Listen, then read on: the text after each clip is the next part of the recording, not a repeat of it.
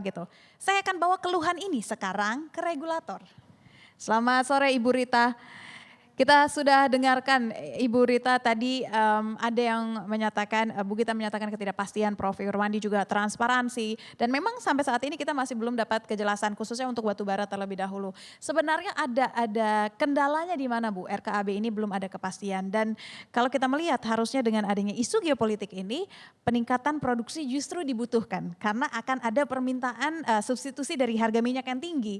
Tapi dengan adanya pemangkasan ini artinya kita tidak bisa menggrab kesempatan itu. Bagaimana Ibu melihatnya, silahkan. Baik, terima kasih Mbak, selamat sore Bapak Ibu semuanya yang hadir.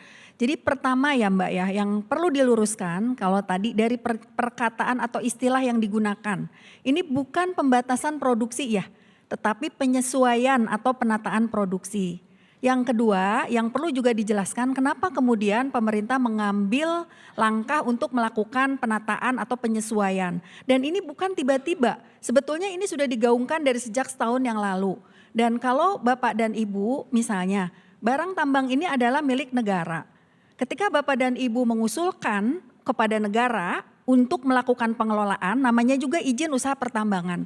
Artinya negara itu berhak untuk melakukan evaluasi dengan berbagai macam pertimbangan. Nah, pertimbangan-pertimbangan itu apa gitu? Dan itu tidak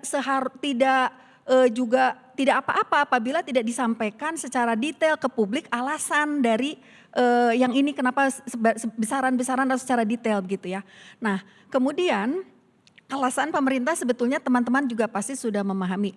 Ada 3 hal. Yang pertama, tahun lalu kita sudah melihat untuk batu bara dan nikel ini terjadi, terutama untuk nikel pertama ya, antara supply dan demand itu sangat jauh berbeda begitu, sehingga kita waktu itu supply-nya sangat banyak sehingga harga turun kan. Ya.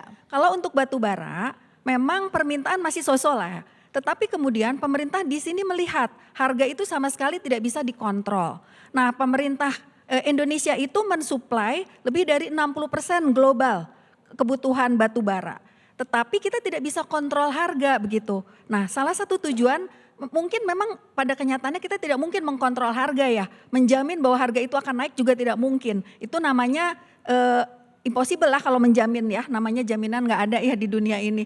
Dan yang jelas ketika kita menyeimbangkan antara kebutuhan dan juga produksi, permintaan dan produksi itu at least sebagai bukan pemilik, sebagai pensuplai global yang cukup signifikan, kita itu bisa menyeimbangkan atau mempengaruhi harga begitu. Dan yang ketiga adalah kita ingin memperpanjang usia cadangan dari batu bara dan nikel. Batu bara kita itu ya Mbak, kalau kita lihat dari cadangan, jumlah cadangan saat ini sekitar 39, kalau kita kalikan dengan produksi tahun lalu misalnya 800-an, itu ketahanan umur cadangannya mungkin sekitar 39 tahun ya, kalau tidak ada tambahan eksplorasi. Untuk nikel lebih sedikit lagi, nikel itu hanya 31, jadi sekitar umur cadangannya itu hanya 19 tahun, 20 tahunan lah, dengan tingkat produksi tahun lalu 300 begitu. Nah, ini kita ingin melihat nih pemerintah, oleh karena itu dilakukan penyesuaian. Tapi ini penyesuaian dan mungkin bapak-bapak sudah mendengar kok jadi 600, dari mana 600 itu? Pemerintah sendiri kan terus melakukan evaluasi. Belum ada final kata bahwa produksi di tahun 2026 ini akan 600 begitu. Tetapi kan memang pemerintah juga menyadari kekhawatiran itu. Pemerintah menyadari, misalnya ada layoff dan lain sebagainya, itu menyadari. Tetapi ini adalah sudah suatu kebijakan yang sudah diambil oleh pemerintah dengan berbagai macam resikonya. Saat ini kita ambil dulu nih seperti ini, tapi tidak menutup kemungkinan bahwa kebijakan ini dievaluasi. Karena pemerintah juga ingin menyampaikan kepastian berusaha itu pasti diperhatikan oleh pemerintah. Jadi keluhan dari teman-teman itu bukan berarti tidak didengar. Tetapi saat ini diterima dulu begitu, ini kan banyak sekali artinya kekhawatiran itu kami menyadari. Iya. Sekali lagi ini adalah penyesuaian. Nanti penyesuaian ini evaluasi diteruskan berlanjut dan bisa diajukan revisi RKAB, kita buka itu di bulan Juli. Nah, teman-teman itu dengan penjelasan Bisa diajukan. Berarti Kenapa setiap kemudian perusahaan bisa ditambah? punya angkanya Ya, masing-masing. kemudian bisa dilakukan. Saya ingin melakukan penyesuaian produksi dengan justifikasi ABCD, Oke. gitu kira-kira Berarti Mbak. tidak akan semuanya sama rata dengan apa yang dikeluarkan oleh pemerintah Ya. jika ada melakukan revisi, Iya, betul ya Bu sekarang ya? gini Mbak misalnya punya barang ya, punya Hmm. kita sendiri ada jumlahnya sekian. Kemudian ada banyak permohonan nih masuk. Nah, permohonan itu masuknya ada yang 30, 50, 60. Sebagai pemilik barang tambang itu negara, tentu negara juga berhak dong untuk menentukan maksudnya untuk memilih oke ini dapatnya segini dapat segini. Kalau kemudian ditanyakan transparansi dan lain sebagainya, itu secara umum kita akan ini dilakukan penyesuaian dan belum final begitu. Dalam artian belum final itu dalam artian pemerintah akan melihat mengevaluasi sejauh ini. Nah, yang keempat, target di Rensra itu Bapak Ibu teman-teman untuk batu bara adalah 730-an target Rensra ESDM dari 2025 sampai nanti 2000 berapa sih tambah 5 tahun ya? 733. Tahun lalu pun itu 733 target. Tetapi kemudian realisasinya mencapai 800-an lebih tahun lalu. Tahun ini kita kan belum menentukan nih, baru mungkin beredar 600 dan sebagainya. Ini evaluasi dijalankan, RKAB pun belum diberikan semua ya sampai Berarti Maret. 600 itu belum tentu ya Bu ya? Dari mana angkanya saya sendiri juga pemerintah kan Oke, melakukan berarti evaluasi 600 belum dari tentu. Oke, permohonan, ini boleh ya. dipegang berarti untuk Itu pengusaha. Iya. yang beredar di ini Iya. kan 600 begitu Iya, ya. Nah, iya. seperti itu. Jadi artinya sekali lagi bahwa ini kebijakan dengan segala kelebihan dan kekurangannya, dengan segala resikonya yang diambil oleh pemerintah dalam rangka 3 hal tadi yang Iya. disampaikan. Kemudian untuk resiko tadi pemerintah aware gitu dan terus melakukan evaluasi dan menjamin bahwa sebenarnya tadi keberlangsungan usaha, tidak ada layoff itu dipikirkan juga oleh pemerintah. Cuma kan kalau pengusaha begitu jeger gitu kan langsung memang kekhawatiran itu kami sadari. Yang keempat Bapak Ibu, yang keberapa tadi keenam ya. Kan gini, evaluasi Bapak dan Ibu itu pasti harus ada manajemen resiko ya ketika mengajukan suatu permohonan. Memang betul sudah ada peminjaman alat peralatan yang sudah direncanakan 5 tahun. Dengan kondisi yang ada saat ini termasuk juga mungkin harus ada manajemen risiko seandainya itu tidak terjadi begitu.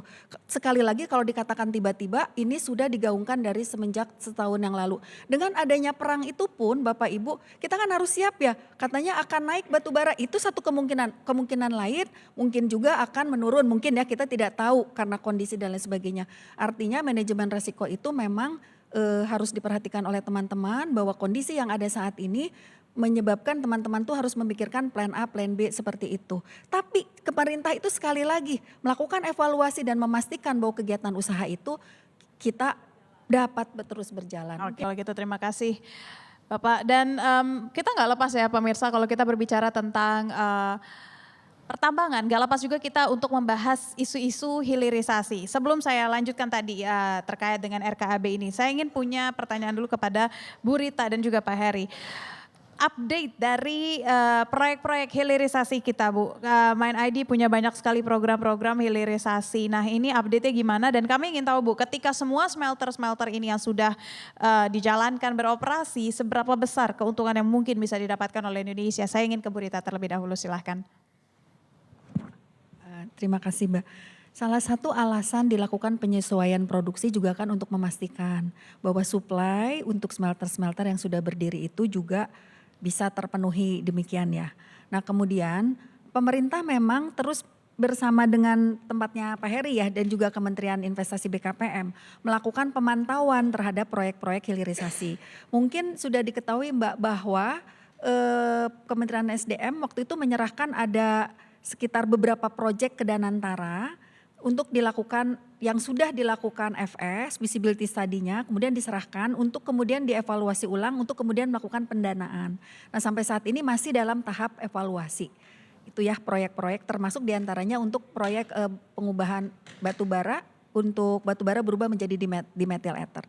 Nah kemudian kalau untuk pendapatan tadi yang ditanyakan pendapatan negara ya. Pendapatan negara. Ya betul. Nah kalau pendapatan negara ada juga pertanyaan kan seputar seandainya dilakukan penyesuaian produksi menjadi lebih sedikit kan mungkin akan berkurang ini pendapatan negara begitu ya. Nah pendapatan negara ini yang dari sisi pemerintah menilai tidak hanya dari segi volume produksi tetapi ada hal-hal lainnya juga.